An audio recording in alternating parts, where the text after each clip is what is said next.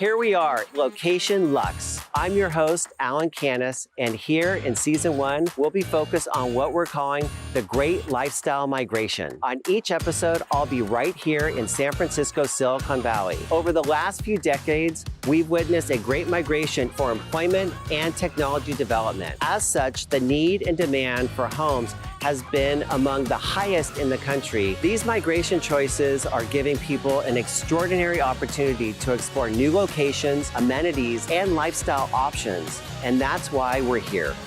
Location Luxe. This week, I am so excited to welcome my friend Jennifer Egbert, who is not only a top realm partner, but also a top real estate agent in Boulder, Colorado. Jennifer, thank you so much for joining us here today. It's so great to be here. Thank you. Jennifer, I never thought we were going to get you on the show. You are super busy. Families are migrating to Boulder like crazy. But Jennifer, before you take us through how Boulder is so much more than a beautiful destination location, it is truly a beautiful lifestyle. You must tell us a little bit about you and tell me about your business.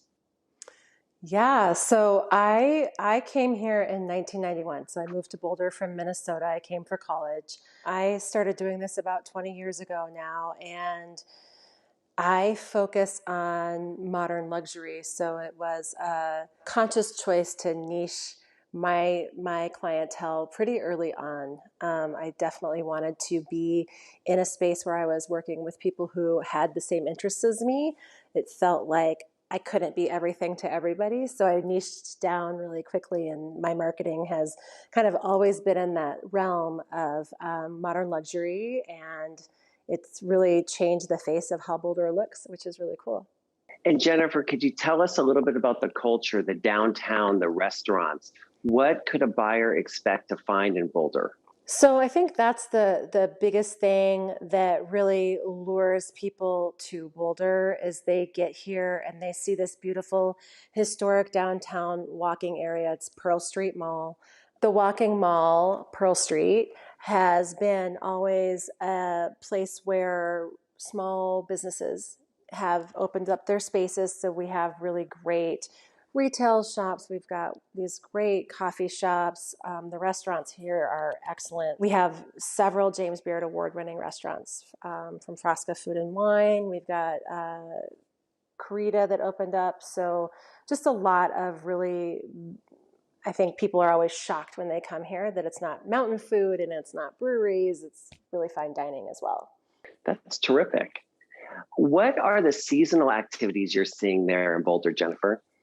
I mean, so we have 4 seasons, right? So, there's always been a huge rock climbing scene, a huge cycling scene, obviously skiing and snowboarding and snowshoeing. And then in the summer, we have hiking and everything that you would do outdoors in the summer. The thing that I've noticed in the last decade is even the ski resorts have adjusted to when on those years where we have less snow, their summer programs have become very robust as well. When people come here, there's always just so much to do, right? So you could live here and always be doing something new, and then also come as a tourist and always be wowed, which is really lovely. Tell us a little bit about the arts and different cultures that we can find there at Boulder as well. Yeah, I mean, it's been, we have there's this mantra of Boulder, like keep Boulder weird, right? And when I came here, I still remember that there was this, and there still is an air of weirdness. Like you can always tell the old Boulderites from the newer Boulderites, as time goes by. So when I came here, there was this very robust rock climbing scene. And so there was kind of that like cool dirtbag thing going on, and then the hippies that were, that Boulder's really known for, and then these kind of like artists who had found their way here, and that has definitely evolved so that it's a lot more refined now. We have a lot more athletes who are here. We have a lot more people in tech who are here. We have a lot more luxury, a lot more affluent people that have come to the area that are more like, I would call it like, you can tell that you're coming into a luxury town anymore. However, the thing that has maintained is this like really casual, relaxed, and friendly vibe.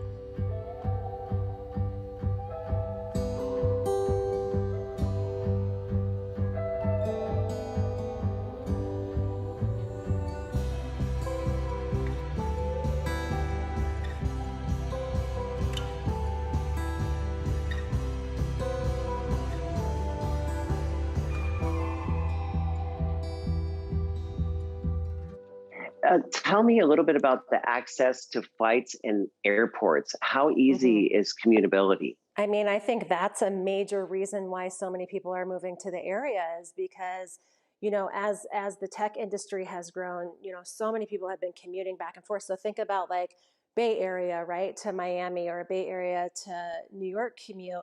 Well, we're in the middle. So now you can go 2.5 hours to the Bay Area, you can go 3 hours to New York, and go 3.5 hours to Miami. So it makes it a lot more of a livable life. Denver International Airport's a 45-minute drive from here. Travel has become so much more accessible. And I mean, I'm lucky that I don't have to travel for work, but those who do, I mean, they're really loving how much more time they get to spend with their families once they move here. And Jennifer, what could somebody expect in weather when they move to Boulder, Colorado? Well, we are called the place that there are 300 days a year of sun.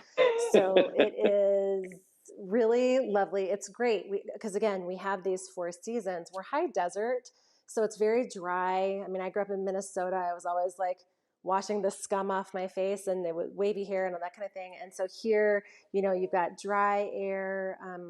You've got beautiful sunshine. Right now we're having a rainy year, so it just looks so lush, and the wildflowers are insane on hikes, and you drive up to the mountains and you can still see snow-capped mountains from further away.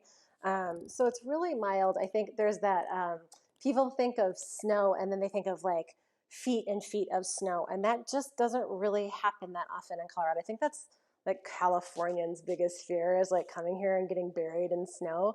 And we'll have a big snow, and then because the sun, we're so close to the sun here, it melts within about 3 days. So we have like really, I mean, and I'm from Minnesota, so I'm going to say we have mild winters comparatively to those. But I think, like the coldest day might be like in the middle of January, and it's just not, it's kind of amazing here. I remember, seeing the picture of your backyard with all that snow, a few months ago. It was pretty amazing. It was beautiful. That lasted a with minute. The dog and the kids playing in the back. Yeah, totally. You said it was very quick. It was gone. Yeah, it's great. And that's, I come from a place, like I remember like snow drifts up to here. Exactly.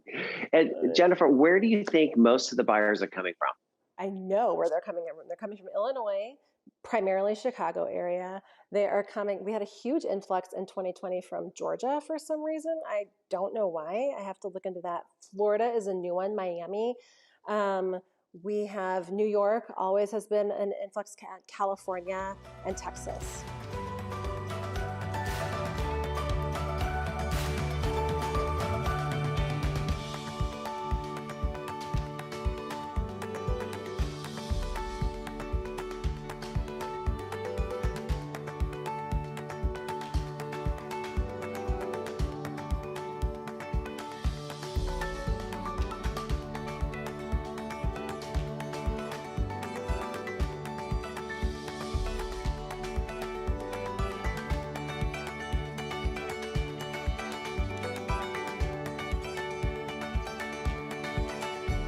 So Jennifer, you have some of the most amazing property types, architectural designs. Can you tell us a little bit about what a buyer can expect to find when coming to Boulder?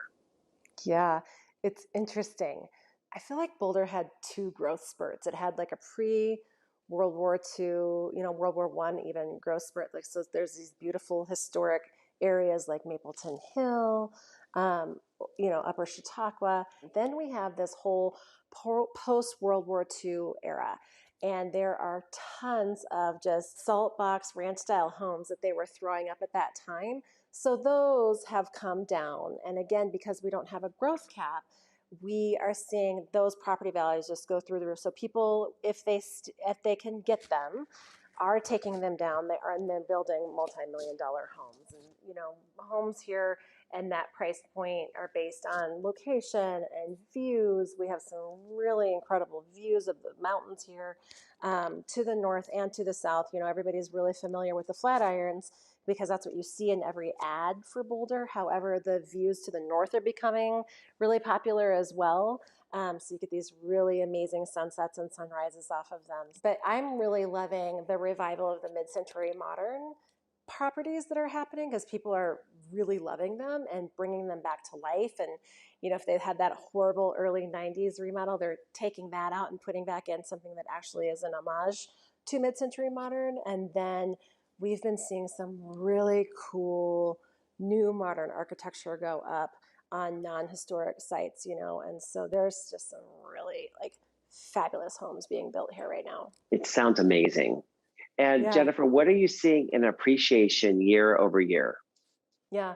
So average years in Boulder garner 8 to 12% equity gain. Historically, we gain equity and we gain it at rapid rates, and then we never lose equity historically. We've slowed in equity gain, but we haven't lost equity. So we're a very unique real estate market. Jennifer, could you please share with us what a buyer could expect in property tax? Yeah, so Colorado property tax is about 0.49%. And you'll see we're like the third lowest property tax rate in the country. Wow. So there are a ton of people moving here just for those reasons alone. Illinois is one of them. New Jersey is another area where people are coming here because A, it's beautiful, but B, they're spending exponentially less in property taxes. And what condition can a buyer expect to find a house when writing an offer? So that's a great question. So there are a couple houses in my neighborhood that just sold, and they are really well done remodels of mid-century modern houses. So mid-century modern, maybe it's just our age, right? Like everybody wants it. Like it's kind of the nostalgia, and it's cool, right? Mid-century modern, taken down to the studs, for the most part. They're getting, it has to be staged, but say they're being listed at like 1.8, they're going under contract at 2.5. And they look good. They look good. And that's not to say that somebody wouldn't bring their own vibe into the house, right? They might do some remodeling.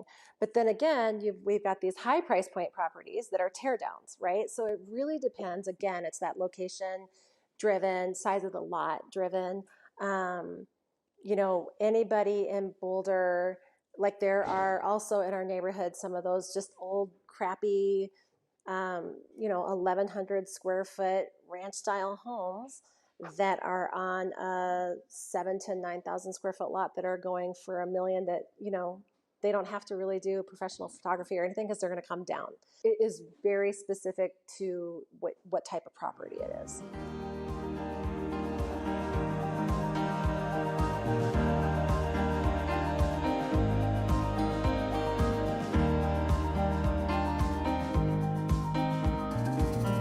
Jennifer, can you tell me what is the common misconception of Boulder? So I hear this a lot. Boulder is not a deal town. Boulder is not an undiscovered place. This is a town that has been really established, and the county is super protective of this space. They don't want mass growth. So Jennifer, I ask everybody that comes on the show this question. Okay. What is your favorite person, buyer story that has moved to Boulder? Do you have one? Oh, let me think about this. I have a client who is in fashion, and I am totally fashion is my thing. And they are a very well-known fashion house, and I just feel super lucky that they found me and the way that they found me and that I get to work with them. So I definitely have met some just really, really cool people that I get to work with for sure. Jennifer, I want to thank you so much for being on this week's episode of Location Luxe. Thank you. Thank you so much. I'm really sorry it took so long. All great things come to those who wait. Thank you.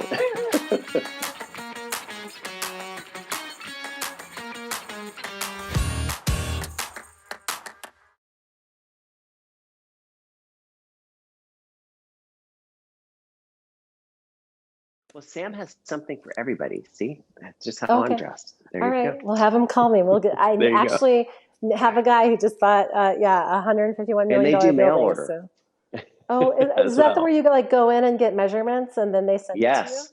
Oh, yeah. They do it all. Is He there? and his wife, Oh, yeah. Gloria, men and Okay. women. Well, have They're him call me wonderful. because I actually have a commercial agent for him to talk to. Okay, perfect. Yes. Yes. Let's do it.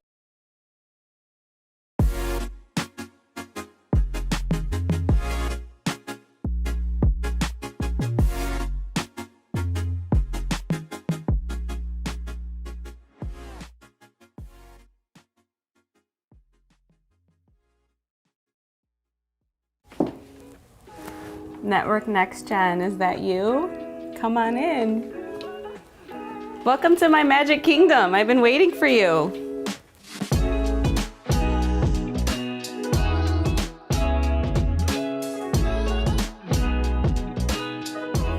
I'm Aimee Wertepny. I'm the main tribe mama behind Project Interiors.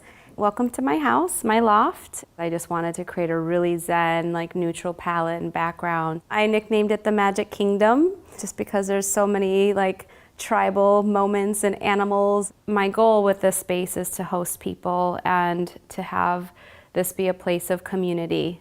So I have to say a few of my favorite things in this space. Well, first of all is this fireplace was a client reject, ironically. I know, I can't believe it ended up in my house after storing it for 5 years. One of the things that I knew I wanted was a light fixture that would unify both spaces. So I have a 22-foot long gas pipe element with 50-foot of LED lighting from this really cool designer. His name's Luxe. I met him in New York at ICFF. And I love from the outside at night, it actually almost looks like a neon light.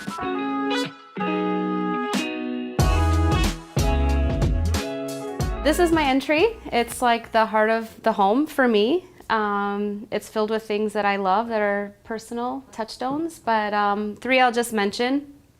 I bought this peace bell as a housewarming gift to myself, and artist Elliot Bergman, he made it. It's from melted bullet caps, so it's really special. Also, I have a letter that about 10 years ago I wrote that went to a monastery in Nepal and was blessed and sent back to me. So in there are all my wishes that I've been seeing unfold over the years. It's just a nice reminder. So here we are in the kitchen, my little black box. A, I wanted it to look really chic, and B, I wanted to hide everything as best as I could behind cabinetry and panels. The backsplash, ironically, is nothing fancy. It's painted Homosote. It's black oak, and it's from a Armazem. Believe it or not, oven, microwave, behind a door, convenient.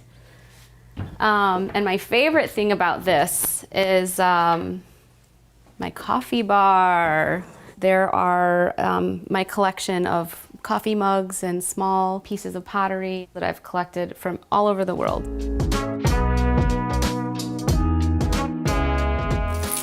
Hi. Welcome to the monkey bar. This literally was a closet. I opened up the wall here, added some salvaged wood from Great Lakes Yard. So I made a bar here. This is Cuckoo. He is our resident monkey. Cuckoo means chicken in Swahili, so that's kind of a fun throwback to Tanzania, where I do a lot of volunteer work. I collect bitters, I collect booze. There's all sorts of cool vintage barware tucked behind on either side of this portal. And I knew I wanted to entertain, and this has become another heart of the home. So this is the guest bathroom, another little black box moment. And my inspiration in here was honestly just to display a bunch of the cool things that I've hunted and gathered. One of my favorite things that came with me from my studio apartment, they used to be pendant lights over my island, are these pendants from artist Stephen Hollenbeek, and they're really cool. They're made out of masking tape. Because it's not only my guest bathroom, it's a powder room also, I wanted an intimate vibe, so I added this linen drape that sort of sections off the wet portion of the bathroom. The toilet and the shower is back there, and just gives you a kind of nice intimate feel. Come on, follow me to Camp Mimi. This mezzanine turned out to be a really cool space. I call it Camp Mimi. My nieces call me Mimi. So this is like the ultimate guest bedroom oasis. And we built a school in Nicaragua, the tribe and I, about 5 years ago. And one of the things that I loved about the way that they lived was everyone had a hammock in their home. So I actually got this hammock from Nicaragua, and that's been a really fun memory. Speaking of memories, I framed a bunch of letters from children in Tanzania that I've worked with over the years. Also Malik, a boy that I've mentored locally here in Chicago.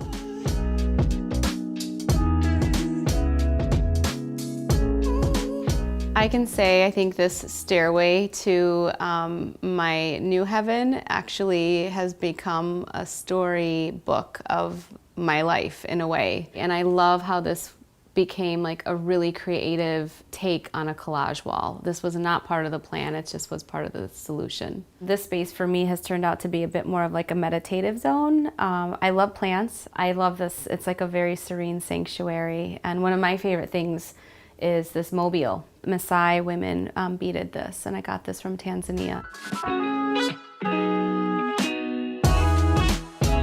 My solution to having a bedroom with no walls or doors, it's a tent. I tented off my entire bedroom area. I wanted to create a sense of intimacy and coziness.